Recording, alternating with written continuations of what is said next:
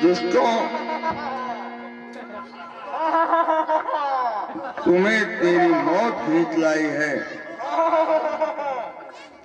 बधी है आंख में पट्टी, दिखाया कुछ नहीं तुमको।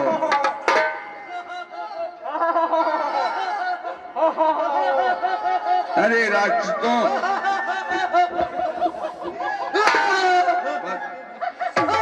बधी है आंख में पट्टी, दिखाई कोई नहीं है, कोई नहीं है।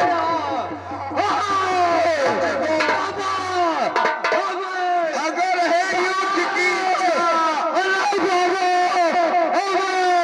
कोई नहीं है, कोई नहीं सुनेगा हमारी आवाज के नीचे।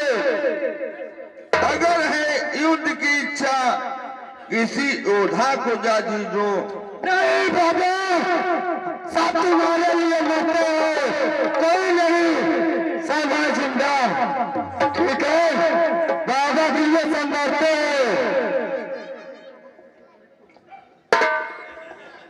इन दुष्टों के अत्याचारों से इतना हैरान हो गया हूं।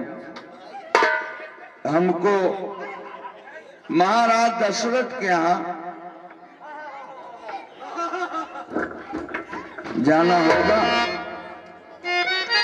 क्योंकि दुष्टों का संहार करने के लिए वहां